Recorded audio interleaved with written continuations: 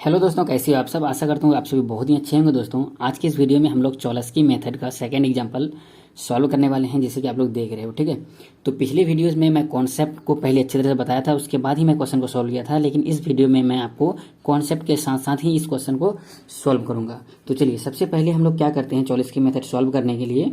ठीक है, यदि आपको पूरी अच्छी तरह से देखना है तो यहाँ पे आई बटन में आ रहा होगा एक वीडियो का लिंक, यहाँ पे आप टैप कीजिए और आप देख पाओगे। ठीक है ना, उस वीडियो के बाद देख लेना, क्लियरिफाई हो जाएगा। तो सबसे पहले हम लोग क्या करते हैं कि इस फॉर्म को हम लोग क्या करेंगे, ए एक्स इक्वल टू बी के फॉर्म में क्या करेंगे, तोड़ेंगे। ठीक है, तो ये किसको बोलते हैं, जितना भी एक्स का कोफिशिएंट है, वाई का कोफिशिएंट है और जेड का कोफिशिएंट से मिल करके क्या बनता है, हमारा ए बनता है। तो चलिए ए मैट्रिक्स को हम लोग पहले बना लेते हैं। तो देखते हैं एक्स का कोफिशिएंट कितना है, 25 है, 15 है और कितना है, -5 है। ठीक, उसके बाद वाई का कोफिशिएंट कितना है, देखो वाई का कोफिशिएंट यहाँ पे 15 है, यहाँ पे क्या है 18 है और यहाँ पे वाई का कोफिशिएंट नहीं है, इसमें वाई नहीं है, तो वाई नहीं है तो यहाँ पे हम लोग क्या मानेंगे 0। उसके बाद देखो जेड का कोफिशिएंट देखते हैं, तो जेड में ये जेड का कोफिशिएंट यहाँ पे कितना है, -5 है, तो -5 लिखेंगे फर्स्ट इक्वेशन में। सेकंड इक्वेशन में जेड नहीं है तो यहाँ पे 0 लिख देंगे। थर्ड इक्वेशन में जेड है, जेड का कोफिशिएंट कितना है, 11 है, तो आपको 11 इस प्रकार से लिख देना है। ठीक है, उसके बाद एक्स क्या होता है दोस्तों, एक्स होता है हमारे पास जो हमारा वेरिएबल है। वेरिएबल कितना है, एक्स वाई जेड है, तो आप यहाँ पे एक्स वाई जेड लिखोगे। उसके बाद हमारा होता है क्या, बी, तो आपको ये याद रखना है बी कितना है हमारे पास अभी।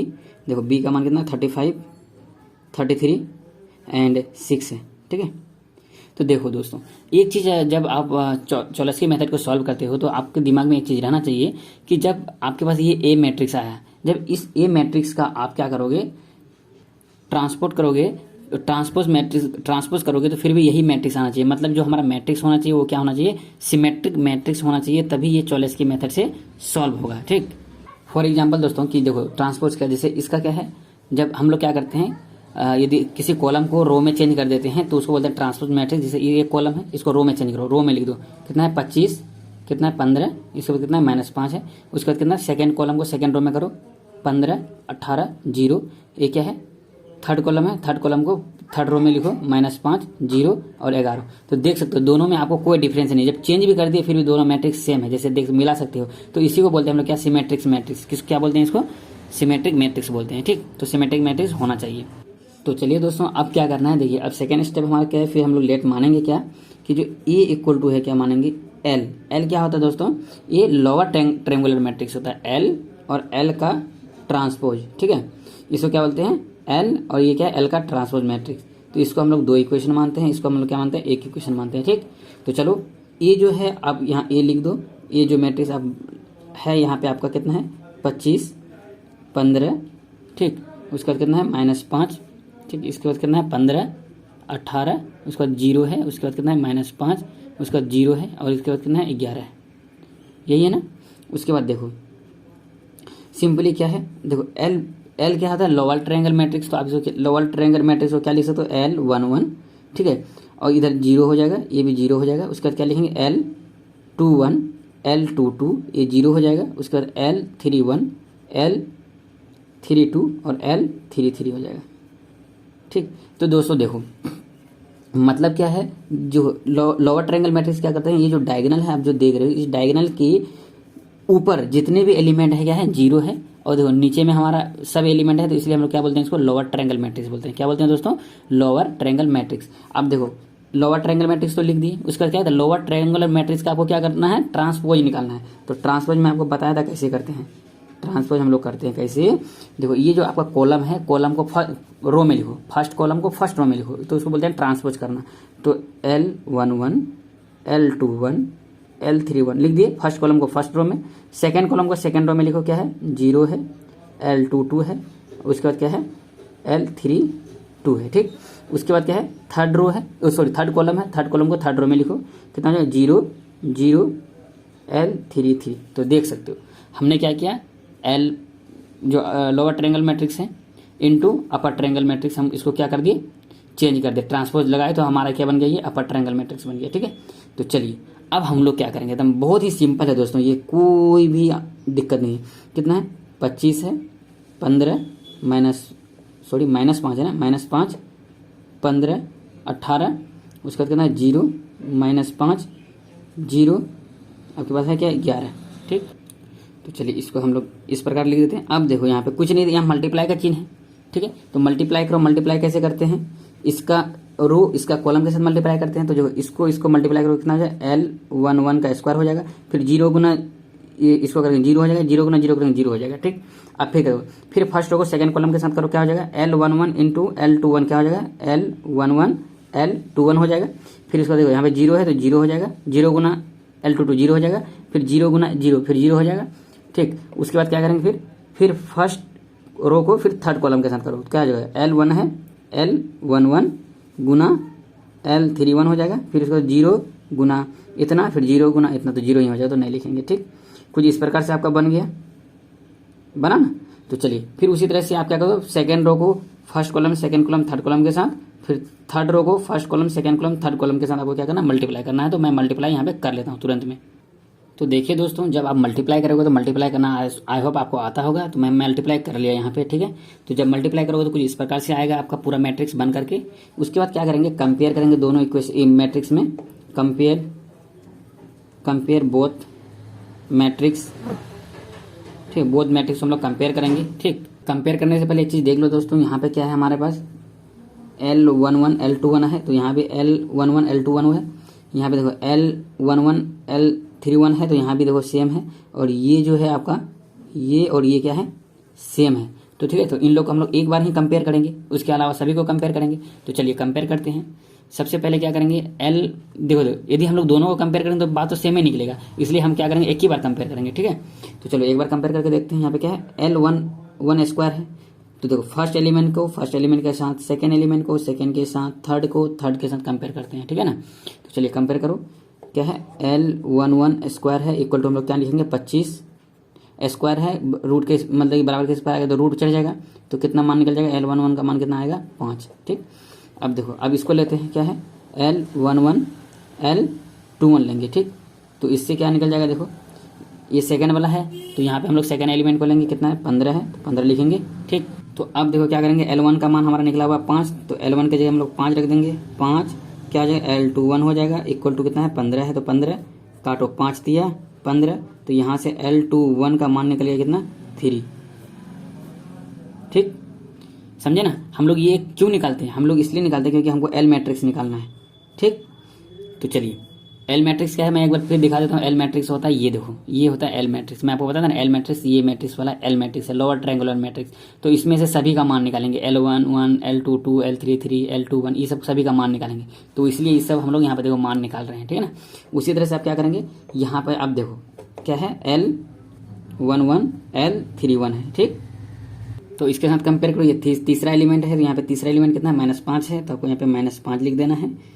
L11 का मान कितना है आपके पास, 5 निकला है, 5 लिखेंगे, L31 इक्वल टू -5 है, काट दो, 5 कम 5 एक बार कटा, तो L31 का मान कितना निकला, -1 निकल गया आपका, ठीक है दोस्तों। तो चलिए दोस्तों, अब आगे हम लोग सॉल्व करते हैं। आप देखो क्या करेंगे, हम लोगों ने इसको तो कर दिया, इसको भी कंपेयर कर दिया, तो देखो इसको और ये दोनों सेम है, तो हम इसको और कंपेयर नहीं करेंगे, आप डायरेक्ट इसको कंपेयर करेंगे, ठीक है। तो देखिए इक्वेशन हमको जो दिया हुआ है, आपको हम यहाँ पे लिख लेते हैं, क्या है, L11 सॉरी दोस्तों L11 नहीं है, L21 है, ठीक है। L21 का स्क्वायर, ठीक, प्लस L22 का स्क्वायर है इक्वल टू, देखो कौन सा एलिमेंट है, second row sorry second column second element है, सेकंड कॉलम सेकंड एलिमेंट कितना है, 18 है, तो यहाँ पे बराबर में 18 हो जाएगा, ठीक। तो यहाँ पे देखो L21 का आपका मान निकला हुआ है, L21 का मान कितना है, 3 है, तो 3 का स्क्वायर कितना हो जाएगा, 9 हो जाएगा, ठीक है। प्लस L22 का क्या हो जाएगा, यहाँ पे स्क्वायर है इक्वल टू 18 है, तो जब इसको आप सॉल्व करोगे तो कितना हो जाएगा, L22 का स्क्वायर इक्वल टू कितना हो जाएगा, 9 हो जाएगा। 9 प्लस में है, बराबर के इस बार आएगा क्या हो जाएगा, माइनस में हो जाएगा।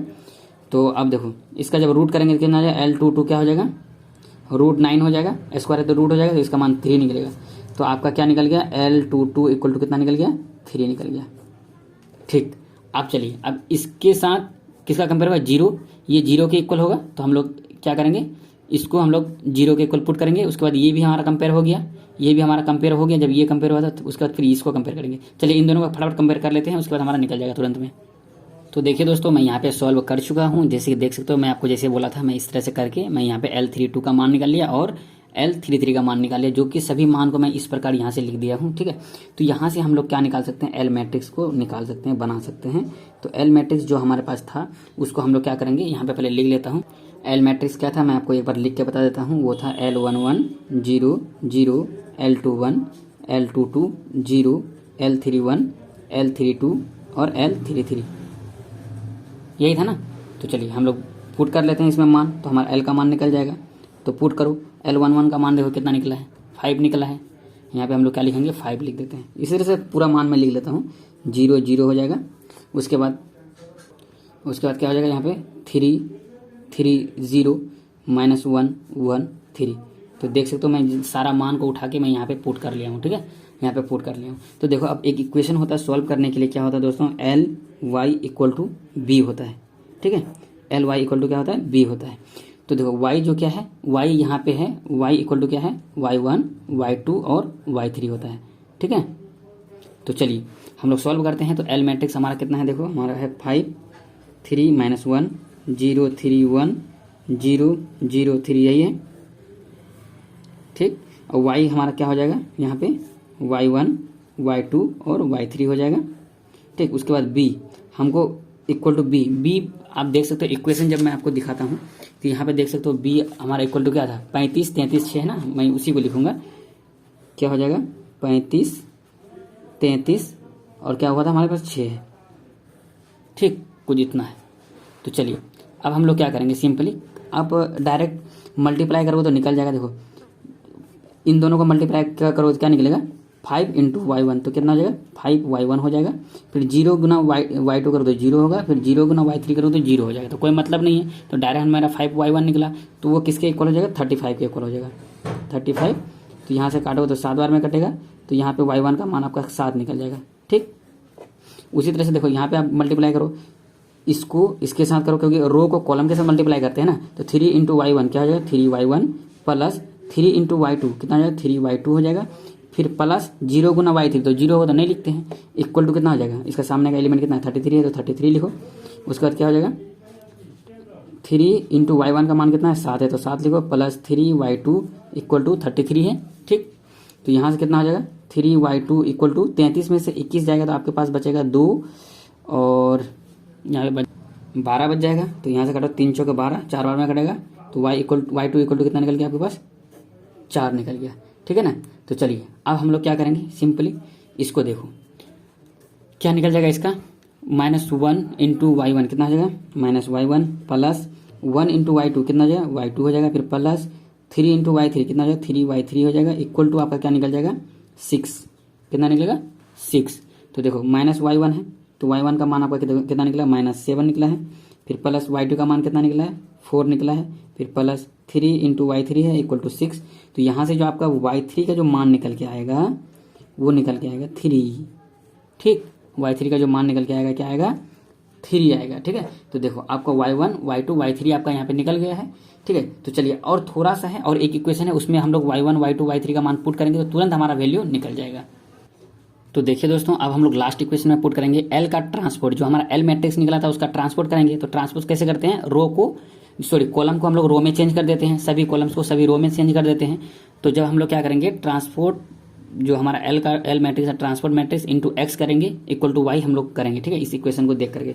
तो करो, जब इसका ट्रांसपोर्ट करोगे जो हमारा L मैट्रिक्स दिया हुआ है, तो चलिए दोस्तों मैं L मैट्रिक्स ले ही लिया हूँ कि आपको दिक्कत नहीं हो। तो हम लोग कैसे ट्रांसपोर्ट करते हैं, ये जो फर्स्ट कॉलम है क्या करते हैं, उसको फर्स्ट रो में लिखते हैं, फर्स्ट कॉलम को हम लोग रो में लिखते हैं। तो लिखो 5 3 -1 हो जाएगा। सेकेंड कॉलम को सेकेंड रो में लिखो, कितना हो जाएगा, 0 3 1 हो जाएगा। उसके बाद क्या हो जाएगा, 0 0 3 है, तो 0 0 3। तो देखो हम लोग ट्रांसपोर्ट कर दिए, L का ट्रांसपोर्ट हो गया ये, इंटू x क्या होता है, इंटू यहाँ पे इंटू है, मल्टीप्लाई का चिन्ह है, x नहीं है, ठीक है। तो क्या हो जाएगा, x y z, x का मान हमारा क्या है, x y z। जब आपको मैं शुरू में ही बताया था, क्या बताया था कि ax = b, तो x का मान इतना आया था, ठीक है।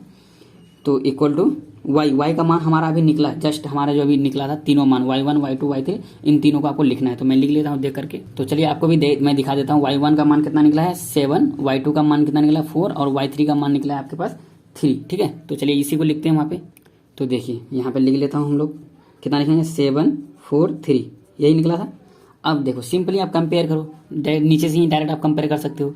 तो कितना यहाँ पे कितना है, 0 गुना एक्स 0, 0 गुना वाई 0, 3 गुना जेड क्या हो जाएगा 3z हो जाएगा। 3z का मान कितना है 3, तो यहाँ से आपका जेड का मान निकल जाएगा कितना, जेड इक्वल टू कितना निकल जाएगा 1 निकल जाएगा। ठीक, उसी प्रकार से देखो यहाँ पे क्या हो जाएगा 0 गुना एक्स 0, 3 गुना वाई क्या हो जाएगा आपके पास 3y हो जाएगा। फिर क्या हो जाएगा 1 इंटू जेड प्लस जेड हो जाएगा इक्वल टू कितना मान है 4, तो 4 लिखेंगे। तो देखो जेड का मान कितना निकला है यहाँ पे 1 निकला है, तो 3y प्लस जेड का मान 1 इक्वल टू 4, तो 3y इक्वल टू कितना हो जाएगा प्लस 1 है बराबर उस पर जाएगा तो -1 हो जाएगा, तो 3 हो जाएगा, 3 से 3 काटो y इक्वल टू 1 निकल गया। ठीक, उसके बाद देखो इसको सोल्व करो तो कितना हो जाएगा 5 into X 5x plus 3 into Y 3y, ठीक, फिर प्लस -1 इंटू जेड क्या हो जाएगा -z हो जाएगा इक्वल टू कितना निकलेगा, यहाँ पे 7 है तो 7 निकल जाएगा इक्वल टू 7। इसको सॉल्व करो 5x प्लस 3 इंटू वाई का मान कितना निकला 1 माइनस जेड का मान कितना है 1 इक्वल टू 7। तो यहाँ से आपका निकल जाएगा x का मान जो निकलेगा वो कितना निकलेगा दोस्तों, वो x का मान नहीं निकलेगा, सॉरी नहीं यार x का ही मान निकलेगा ना, तो x का मान यहाँ से निकल जाएगा आपका 1। तो देख सकते हो आपका जो यहाँ पे जो मान निकल के आया x equal to 1, Y equal to 1, Z equal to 1, यही हमको निकालना था x और y z का मान। तो कैसा लगा दोस्तों ये वीडियो, इसी तरह से हम लोग क्या करते हैं सॉल्व करते हैं। कैसा लगा ये वीडियो, यदि अच्छा लगा हो तो प्लीज़ इस वीडियो को लाइक शेयर एंड सब्सक्राइब करना। मिलते हैं नेक्स्ट वीडियो में, तब तक के लिए जय हिंद जय भारत।